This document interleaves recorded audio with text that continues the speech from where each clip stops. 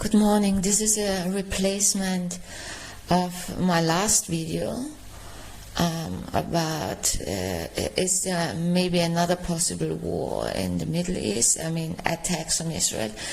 I couldn't find anything about the outcome of this conference of CIA, Mossad and Qatar in the media. If somebody knows, tell us. I have no idea. I was supposed to interview from 13th February 2024 between Douglas Murray and Musab Hussein Youssef. The full video you find on Free Press. I'll send you the link also. And this is a short video. He says the same like I do. It's about Islamism. It's all about Islamistic ideas. And I have no clue what we really need to wake up. And of course, it's not only about Islamists are not only in the Western countries. They are also in Russia, and they're in India, and Iran has now a terrorist training camp in Afghanistan. Last year, summer last year, when my asylum was rejected here in Russia, I was told by the immigration police, the Russian immigration police, that only people from Ukraine and Afghanistan get asylum in Russia. And then I thought, Afghanistan? Oh, this is actually the people I fled from. Yeah, I spoke to a friend of mine, a Russian friend of mine on Saturday. He also complained about all this Arab mass immigration. It's not mass immigration like in the West. The borders are not open. But you actually see that this is all financed and paid for because these mass Arabs, mass for the Russian immigration policy.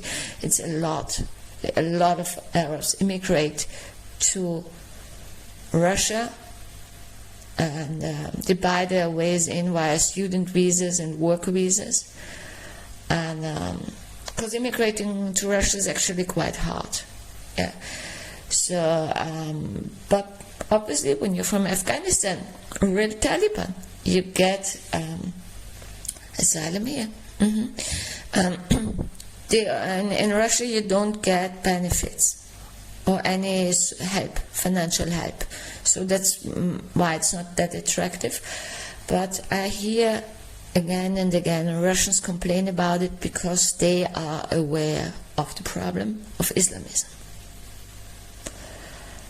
And they criticize the government, and they criticize also the Middle East politics because they stand with Israel. And they also, I say always, okay, I'm talking about Western Russia, European Russia, and but the majority of the Russian population live in Western Russia, and the vast majority. Talk now also a bit about Navalny. It's just a lie that Navalny is an important or powerful, or was ever an important or powerful figure in Russia. That's just not true. He was celebrated by the West as a propaganda against Putin. But in Russia, first of all, nobody likes him. The name is known, but he's not an important figure. He's also not an opponent of Putin, because he was never a politician. He was just a pro-Western and pro-Western agenda activist, organizing not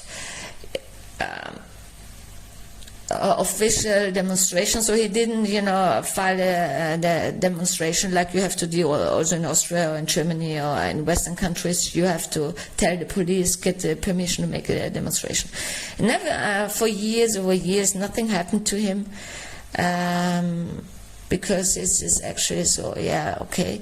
But he was actually, and of course also Putin never had anything to do with him. He is not important here. And he was never important in Russia.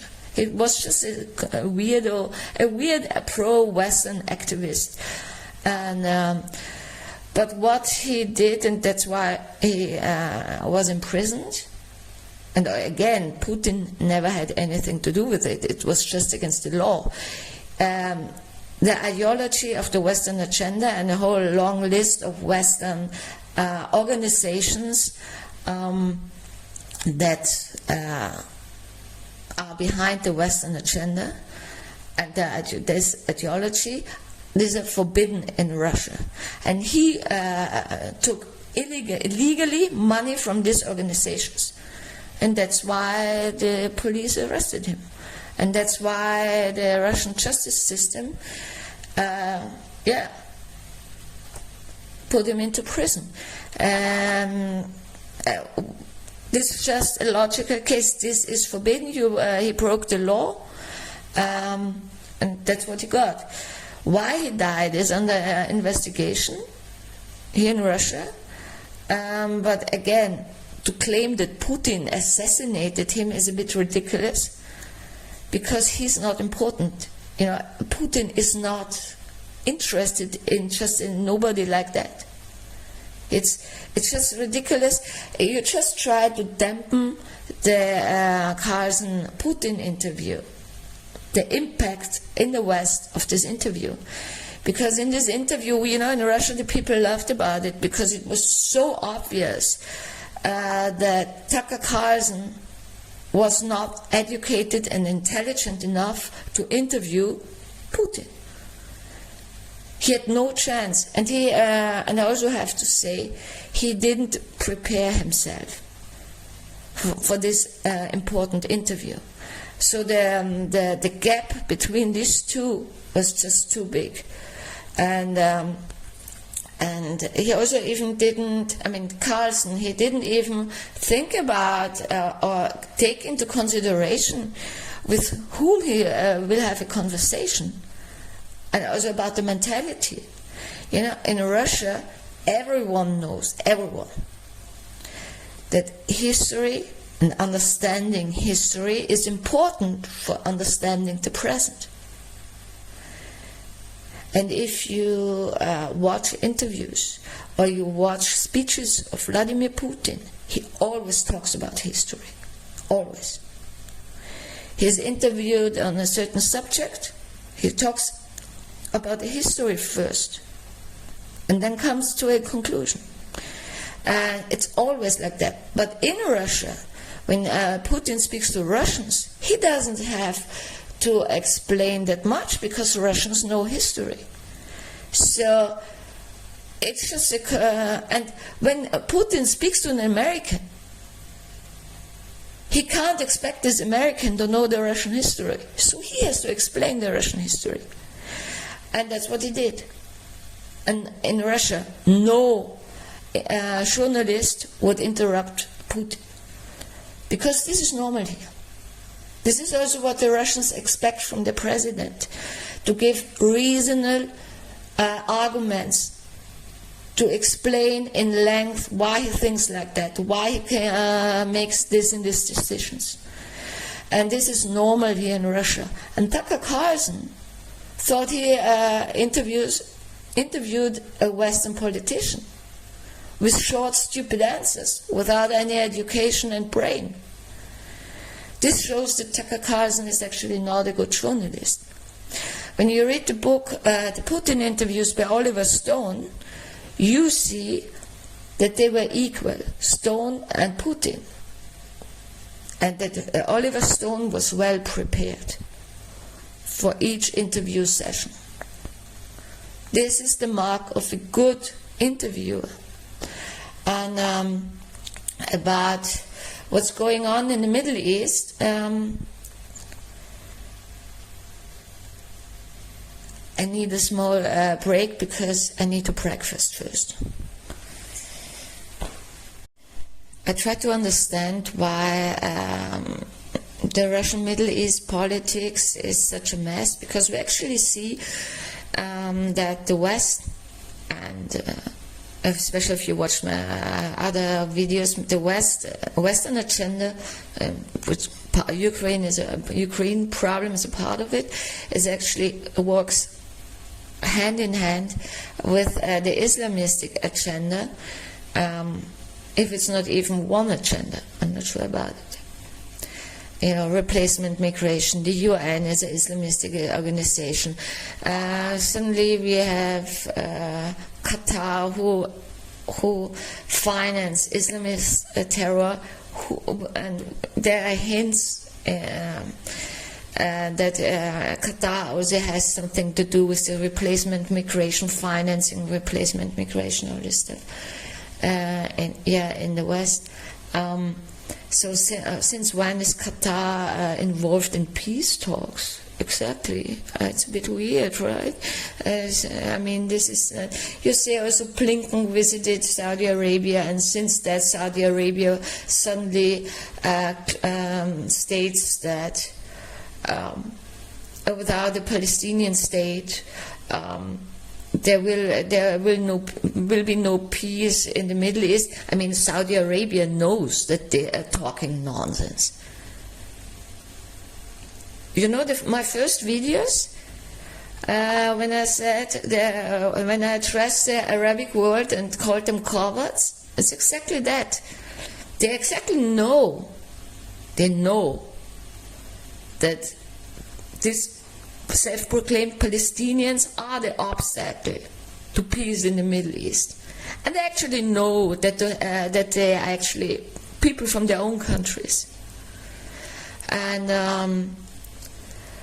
they know that. And there will never be peace with these people because these are Islamists. And it's incitement, and it's installed from the UN from the beginning, from 1948 on. So they know that. So the Americans are not really friends of the Israelis. I mean, the American Congress now stopped this plan of a two-state solution, which would be a three-state solution, by the way, because they wouldn't give Gaza to Israel. And now, so you see, this is, the Americans are not really friends because Biden is a puppet. I mean, when he visited this, the weakest king Jordan ever has seen, Abdullah II, he didn't even know the difference between Gazans and so terrorists and Israelis. He didn't even know who is who. Yeah, I mean, I think this is a man who has dementia, and we can only hope that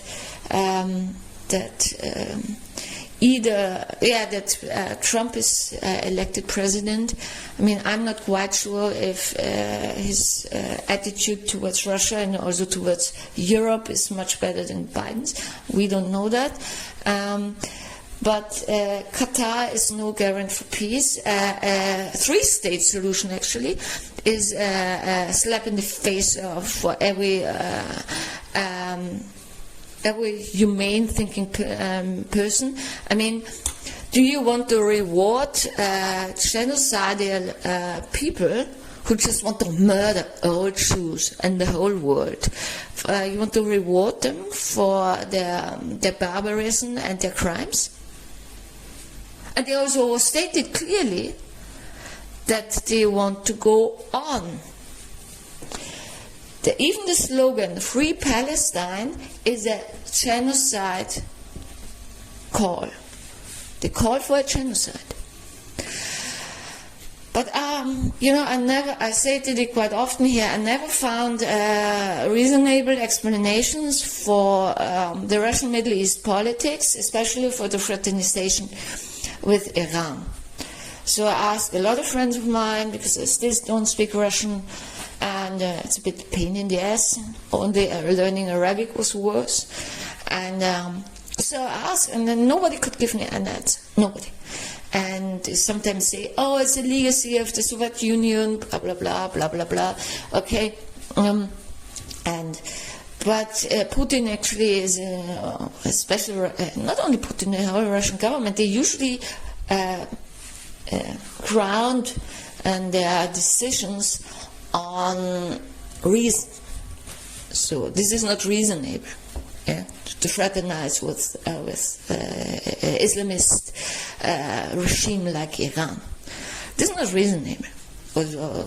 It's not reasonable to side with Hamas or PLO or terrorists, Islamists.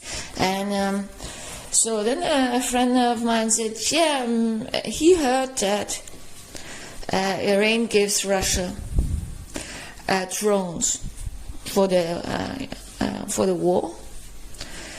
And he said maybe that's the reason, but I'm not sure if Russia really needs drones. They have enough weapons. They have their own weapons production, and it's all a bit playing the power part of both sides, also the Americans, also of Qatar and of Saudi Arabia, and it's never about humanity. It's never about honesty. It's never about truth.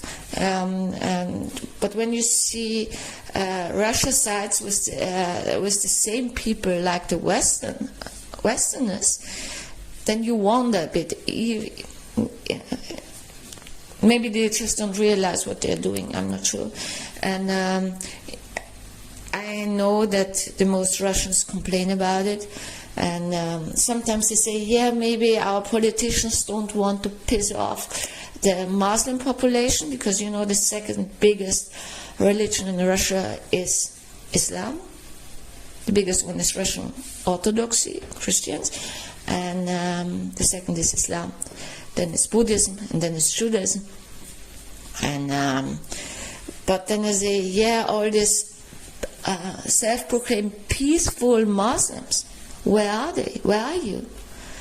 My experience with so-called peaceful Muslims is that they actually side with Islamists. Yeah, they defend the actions of Islamists. This is my experience, my personal experience with so-called peaceful Muslims. There are very few who actually stand up against it.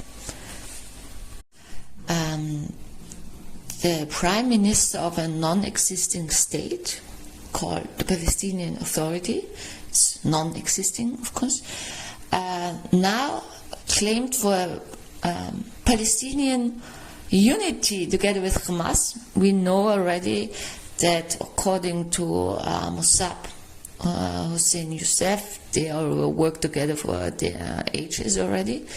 Palestinian unity, so a unity of people who actually don't exist is fine. And of course, he also said that we should forget about October 7th,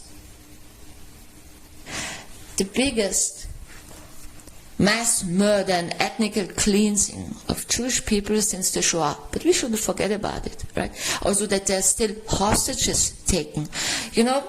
When you watched the post on Twitter by these pro-Islamists, who are actually Islamists, with all the Hollywood movies with silicone babies, about Rafah, hey, the IDF even hadn't entered Rafah at this time already. They just rescued hostages. But obviously this is not what these humane people want, right? To free the hostages, because they are not humans. Of course, because they are Israelis, right? They are not humans. Yeah, so actually, and I always checked the IDF channel. I thought what they are talking about. They are not even in Rafah. They just freed hostages and then got out again. And under fire, by the way. The terrorists were shooting at the soldiers and these two civilians they freed from Hamas. So they were not even there. So now I read,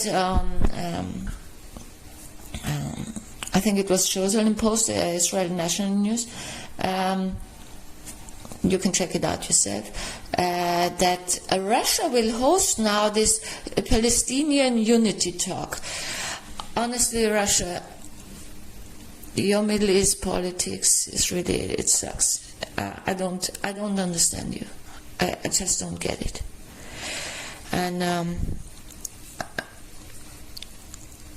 this is just, I'm speechless. And I don't think it's cowardice, but I also don't think it's anti-Semitism. But the politics is anti-Semitic, so I don't really get it. But to call for ceasefire, to call for a Palestinian state, to call for free Palestine, these are all genocidal programs. These are not peace programs. This is not programs for peace.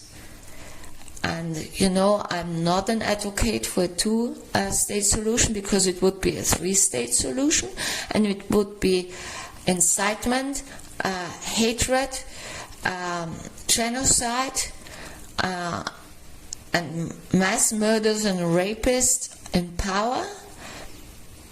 This is not a project for peace in the Middle East, or for stability, or anything like that, what we call a positive. It's not. And this, what the IDF is doing, this is a project for the future. It's a project for peace in the end. And nothing else. This is the reality we face, and that you see all these anti-Semitic attacks and call for genocide on all Jewish people in the world, shows you that it's not about land. It shows you it was never about land, and I don't, also like Douglas Murray, I don't understand what Westerners need, but also Russians need to wake up. What else do you need? Major attacks also in Europe and in the US, or even in Russia? What do you need to understand the problem? How many excuses do you will you find? For how long do you want to keep it up? You also have to protect your own population. But of course, when I'm right, and I fear I am, this is financed by the deep state, and then it's even more astonishing that Russia sides with Islamists. I think the Russian politics is completely wrong in the Middle East. I mean, all the politics is wrong, but in the West you can at least claim now or understand that this is paid off. This is a Western agenda. So I can see a reason why this is going on. It's the UN replacement migration program called Agenda 2030, which already shows you this is an Islamistic organization. The whole UN is an Islamistic organization, and it's also abused by the Muslim world. And I say they are not to be trusted, not even the United Arab Emirates, and not even Saudi Arabia, because their policy shows that they don't act against Islamism. They don't do anything about it. And King Abdullah II is somebody who shouldn't be in this position. He destroyed everything his father built up to the benefit of the Jordanian population. He hasn't done anything against the Islamists roaming Jordan, especially to the cost of the Christian Jordanian population. And he hasn't done anything. He's just calling up for incitement. He's actually an Islamist himself. I don't know what's wrong with this guy. His father, King Hussein, had a very clear stand against fanatics, Islamists, PLO, and all this shit, and built up the country in good neighboring with Israel, and that was good for Jordan and the Jordanians. And Abdullah destroys everything. because he's weak. He is a weak person, and a coward. And if he is an Islamist or not, he sides with them. That's enough. I wish you a good day. By the way, Ismail Abu Omar is a Hamas terrorist, injured by the IDF. Al Jazeera reported, one of the journalists was injured by the IDF. I mean, Al Jazeera is on the low level of Russia today, so spreading fake news. There are no journalists in Gaza. These are terrorists. And what you report are news, propaganda material, so fake news from terrorists. So this is not. And now I read that he escaped to Egypt to go to Qatar. And this Qatar is involved in peace talks. Yeah, of course, yeah. And of course, Egypt hadn't known anything about it. Yeah, they all are afraid that the IDF enters Rafah, because you see that the official Rafah border was enforced by Egypt last week. Yeah, so, but obviously you still can escape to Egypt. Maybe there are tunnels. I don't know. What are they afraid of? What could the Israelis find? It's very likely they will find tunnels.